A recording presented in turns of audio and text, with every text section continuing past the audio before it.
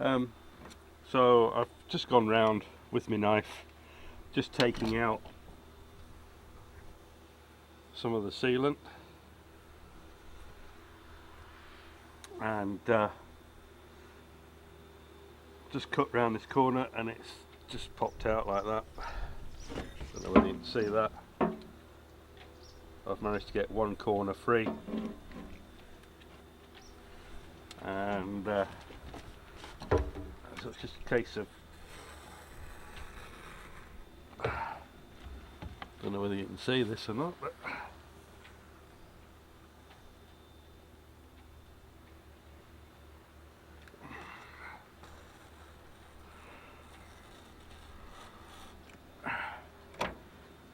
and that one's free as well.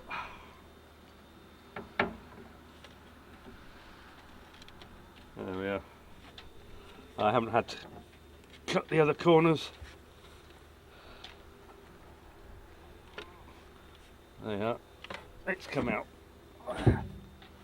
So that now just leaves me with the frame.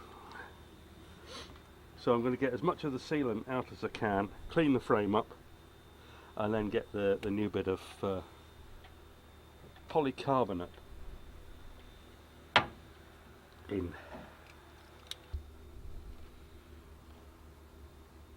So I hope you can see this, but there's a recess just in here, which is full of silicone. But I had noticed I was going to leave it in, but I had noticed that there was water seeping out of here, so I'm removing all of the silicone now. It's not such a hard job. You just have to go down with a sharp knife either side, and I can get most of it out. It'll break every now and then, but then you just have to keep pulling at it, get as much off as I can.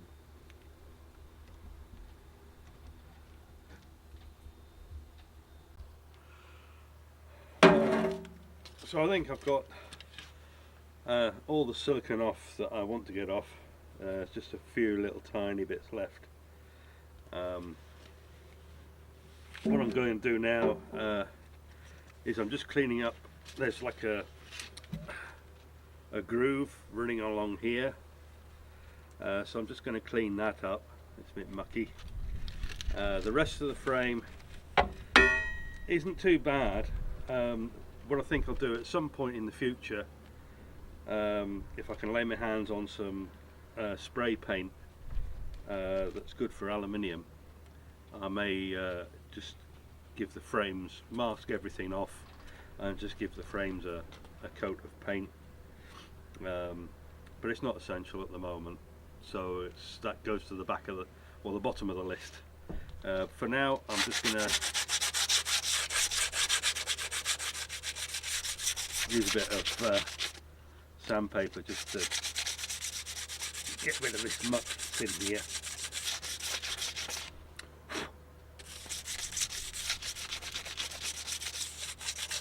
And then the next stage is going to be getting the I keep calling it perspex. It's the stuff that I've got is actually polycarbonate.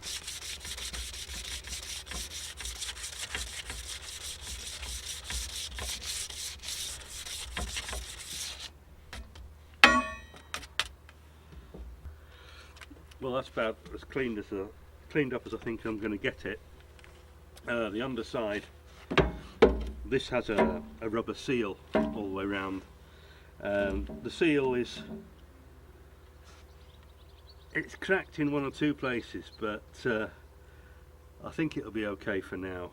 But it's something I'll have to bear in mind at some point. So I've gone round putting all the sealant in that I'm going to. But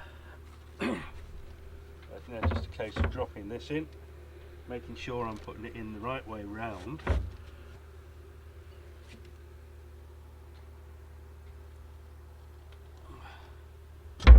We just have to drop it on.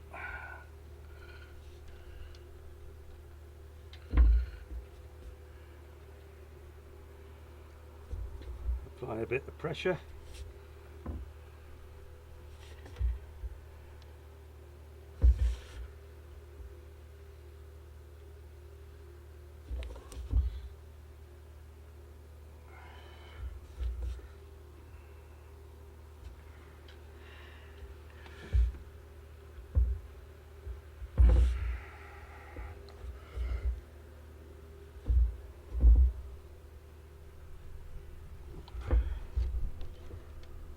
Yeah.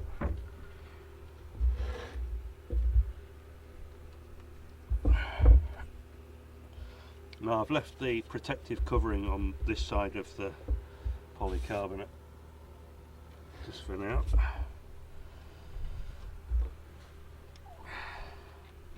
And so what I'll do is when this is cured, I'll take off the protective covering and then I'll just go around this gap with sealant, and then the underside, once it's cured, I'll then go around with a trimming knife and just trim off the excess rather than try and wipe it off. If I try and wipe it off, I will make a much greater mess than it looks now, which is something I learned from when I did the aft deck hatch.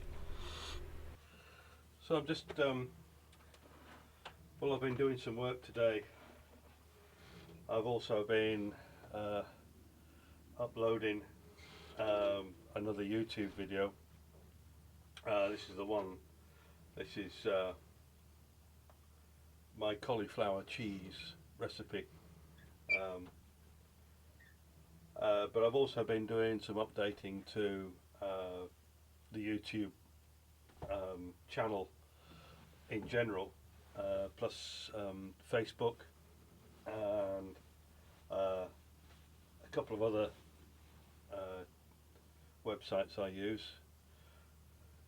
So hopefully things are going to continue to improve. So meanwhile, tomorrow, Monday, see what the weather's like. I'm going to finish the forward hatch. One of the things I really do want to do is to fit some instruments in the cockpit. So that'll be interesting, because I'm going to be cutting through metal.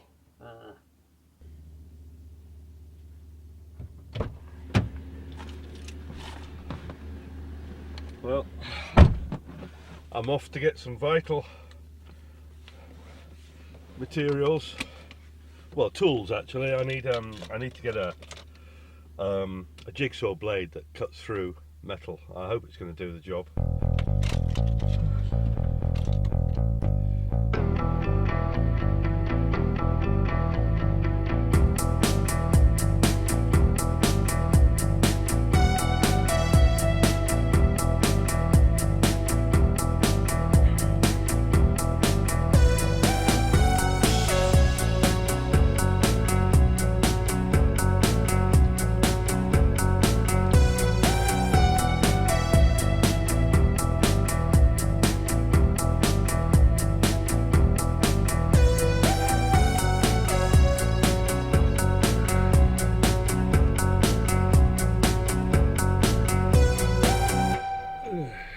Me arrived. Let's go and make my purchases. I have to work here, so I get a discount. Hey. So anyway, so I've got what I needed. What else did I get? I got some. These are the main things that I wanted. Was some blades for the jigsaw, which I hope is going to work. I also got some of this, a bit of meths, party tonight, joking. So I've been shopping, I've got what I need, and the jigsaw blades are because I need to cut a hole in the bulkhead cockpit, in fact 3 holes, to fit 3 of these clipper instruments, and so what I've done just now, I'll show you in a minute because it's raining as I say, but I've drilled 2 holes in each square that I need to cut out for these instruments, and now I've got the jigsaw blades to actually cut the hole out. There we go, that's the last hole I've cut. I've got these 2 already fitted. The wind indicator is already up and working. Just had to file the holes a little bit, but they're a nice good snug fit.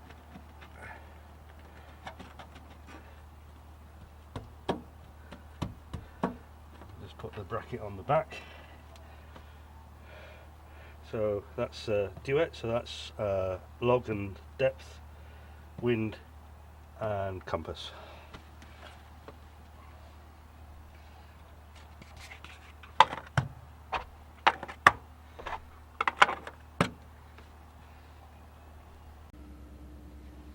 So hatch has had a couple of days.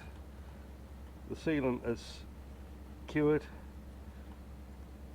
So this inside bit where it's overflowed, I'm just going to trim that off with a knife, and then the top where it's come out, it's not too bad actually. So I'm just going to fill any gaps with sealant. It needs to dry, it's just rained this morning so it just got a little bit wet, but for now I'm just going to reattach the hatch to the hinges, which are at the front end here.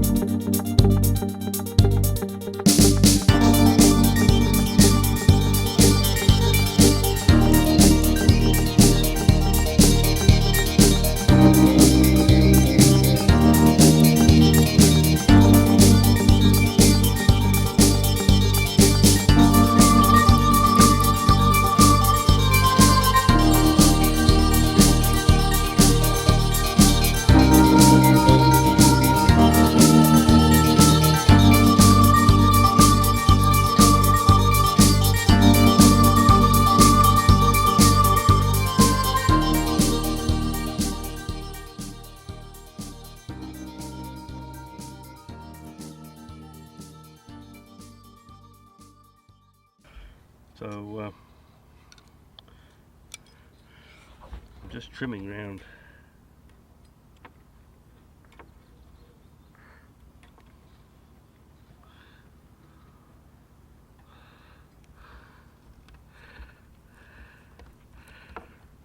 Just got a nice sharp knife and just reasonably gently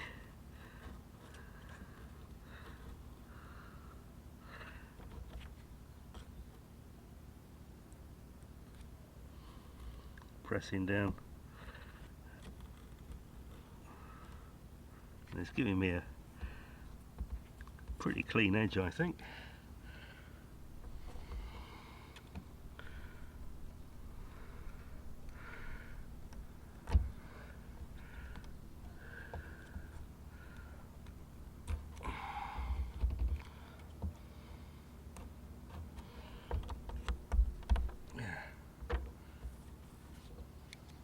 For me anyway.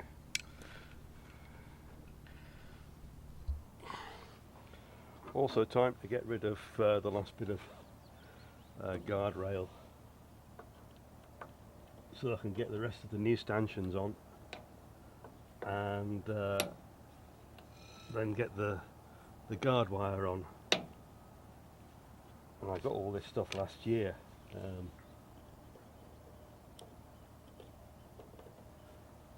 So it's all ready to go.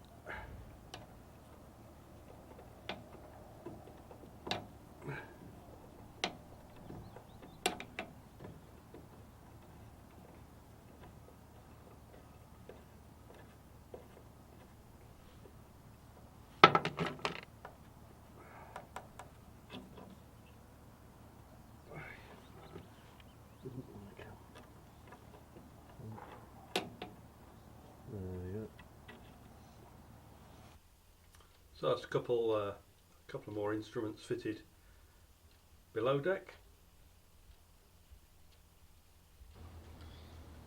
and then these ones are in the cockpit, and everything works. Bonus.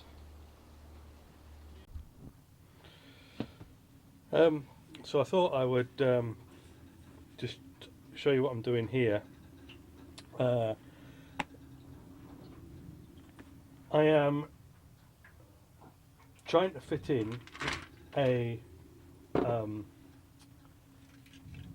bilge pump with a floating bilge switch, and so basically that is the bilge switch, and it has a magnet inside it which rolls about. So in the normal position, the magnet is down the bottom end here. If water gets into the bilge, it lifts this float up, and the magnet drops down to this end, and the magnet activates a switch. So that then switches the bilge pump on. As the water level in the bilge goes down, then this goes down, and the magnet falls down to this end. But basically you have the power on, and you leave it like this, and then if water gets into the bilge, the switch rises, switches the bilge pump on, water goes down, pump goes off, but power is still on. What you normally do is to have a bypass switch that will then bypass this float switch and switch the bilge pump on for as long as you want. So that's what I'm in the process of doing, and I have somewhere, this is a switch that's got two positions, well, three positions actually. There's position 1 off position 2, and it also illuminates if there is power to the switch. So the power coming to this switch will be fused. If I switch it on, I will then have a light, so I know that there is power going to the float switch. If I switch it on to power onto position 2, the light will be on, so I know there's power, but power will be going directly to the bilge pump for as long as this switch is in that position. If it's switched off, the light goes off. So it's one of these last minute checks when you're walking around the boat, particularly when you're leaving the boat, is to make sure it's in power in position 1 and that the light is on, and you know that everything should be okay.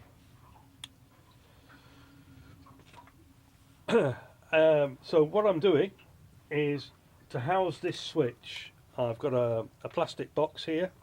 It's a waterproof box, and it's big enough to hold 2 switches. So I'm going to fit another switch, although I haven't actually decided what I'm going to use that switch for. It might be a secondary bilge pump. It might just be for some lighting. We'll see. But at the moment what I've got to do is to cut out the holes to fit the switch. So this is where I don't want to slip.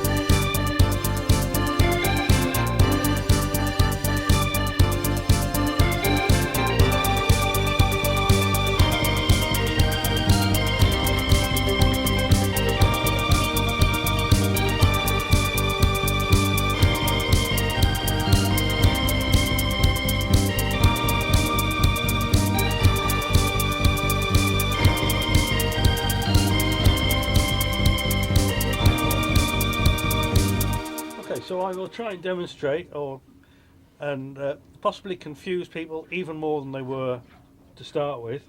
I have here a 12 volt battery for my my drill. It's a 12 volt. They don't seem to make many of these anymore, which is a shame because they're excellent for testing 12 volt systems. So I have a positive and a negative coming out of this box. So the positive just clips into there, and this is the negative. Okay. We will assume that this lighting cable, if I can unravel it, we'll assume that this lighting cable is my bilge pump. Okay, so I'm going to connect the negative end of my bilge pump to the negative end of my battery. So we're going to assume this little 12 volt battery is the big boat battery. Okay. I then have two other wires coming out of the box. One is to go to the bilge pump switch, the float switch, and the other one is to bypass the float switch and to manually operate the bilge pump. So if I connect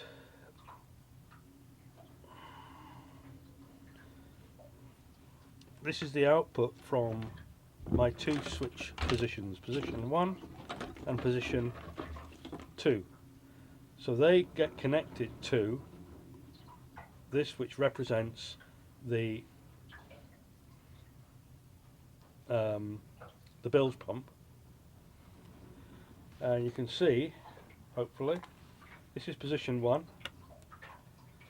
Okay, so this would be the bilge pump on through the float switch, but I would have the light on my switch here would be on.